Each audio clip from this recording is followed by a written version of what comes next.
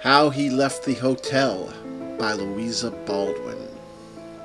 I used to work the passenger lift in the Empire Hotel, that big block of building in lines of red and white brick like streaky bacon that stands at the corner of H Street.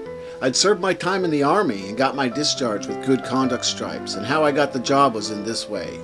The hotel was a big company affair with a managing committee of retired officers and such like. Gentlemen with a bit of money in the concern, and nothing to do but fidget about it. And my late colonel was one of them. He was a good-tempered man as ever stepped when his will wasn't crossed. And when I asked him for a job, "Mole," says he, "you're the very man to work the lift at our big hotel. Soldiers are civil and businesslike, and the public like 'em only second best to sailors. We've had to give our last man the sack, and you can take his place." I liked my work well enough, and my pay, and kept my place a year, and I should have been there still if it hadn't been for a circumstance. But don't let me anticipate. Ours was a hydraulic lift. None of them rickety things swung up like a pole parrot's cage in a well staircase that I shouldn't care to trust my neck to. It ran as smooth as an oil. A child might have worked it, and saved standing on the ground. Instead of being stuck full of advertisement like an omnibus, we'd mirrors in it, and the ladies would look at themselves and pat their hair and set their mouths when I was taking them downstairs dressed of an evening. It was a little sitting room with red velvet cushions to sit down on, and you'd nothing to do but get into it. And it'd float you up or float you down light as a bird. All the visitors used the lift one time or another, going up or coming down. Some of them was French, and they called it the ascenseur, and good enough for them in their language, no doubt. But why the Americans, that could speak English when they choose and are always finding out ways of doing things quicker than other folks, should waste time and breath calling it an elevator, I can't make out.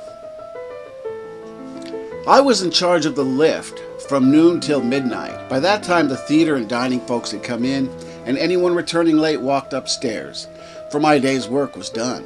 One of the porters worked the lift till I'd come on duty in the morning, but before 12 there was nothing particular going on, and not much till after 2 o'clock. Then it was pretty hot work, with visitors going up and down constant, and the electric bell ringing you from one floor to another like a house on fire.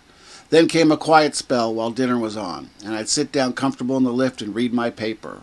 Only I mightn't smoke, but nobody else might neither, and I had to ask furrin gentlemen to please not smoke in it. It was against the rule. I hadn't so often to tell English gentlemen, but they're not like furriners that seem as if their cigars was glued to their lips. I always noticed faces as folks got into the lift, for I've sharp sight and a good memory, and none of the visitors needed to tell me twice where to take them. I knew them, and I knew their floor as well as they did themselves.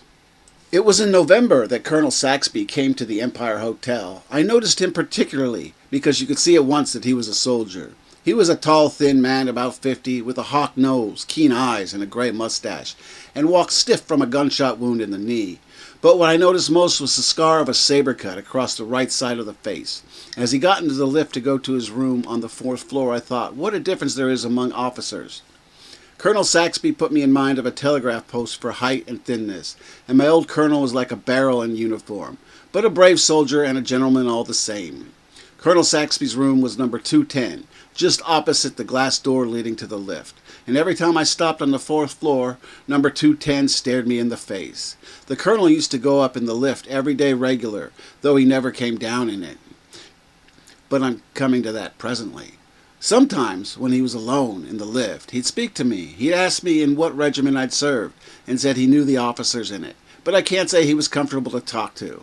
There was something standoff about him, and he was always seemed deep in his own thoughts. He never sat down in the lift, whether it was empty or full. He stood bolt upright under the lamp, where the light fell on his pale and scarred cheek. One day in February, I didn't take the colonel up in the lift, and as he was regular as clockwork, I noticed. But I supposed he'd gone away for a few days, and I thought no more about it. Whenever I stopped on the 4th floor, the door of 210 was shut, and as he was often to leave it open, I made sure the colonel was away.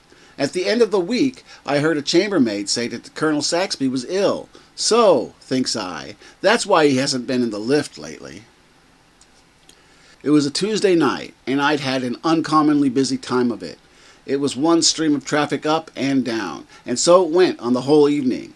It was on the strike of midnight, and I was about to put the light in the lift, lock the door, and leave the key in the office for the man in the morning, when the electric bell rang out sharp. I looked at the dial and saw I was wanted on the 4th floor. It struck 12 as I stepped into the lift. As I passed the 2nd and 3rd floors, I wondered who had been up and rang so late, and thought it might be a stranger that didn't know the rule of the house. But when I stopped at the 4th floor and flung open the door of the lift, Colonel Saxby was standing there wrapped in a military cloak. The door of his room was shut behind him, for I read the number on it, and I thought he was ill in his bed, and ill enough he looked, but he had his hat on, and what could a man that had been in bed 10 days want with going out on a winter midnight? I don't think he saw me, but when I'd set the lift in motion, I looked at him standing under the lamp, with the shadow of his hat hiding his eyes, and the light full on the lower part of his face. That was deadly pale, the scar on his cheek showing still paler. "Glad to see you better, sir," said I, but he said nothing, and I didn't like to look at him again. He stood like a statue with his cloak about him, and I was downright glad when I opened the door of the lift for him to step out in the hall. I saluted as he got out, and he went past me towards the front door. "The colonel wants to go out," I said to the porter who stood staring, and he opened the door and Colonel Saxby walked out into the snow. "That's a queer go," he said. "It is," said I. "I don't like the colonel's looks. He doesn't seem himself at all. He's ill enough to be in his bed, and there he is gone out on a night like this.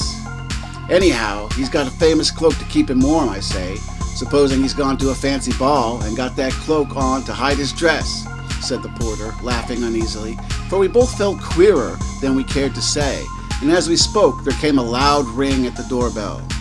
"No more passengers for me," I said, and I was really putting the light out this time, when Joe opened the door, and 2 gentlemen entered that I knew at a glance were doctors. One was tall, and the other was short and stout. They both came to the lift.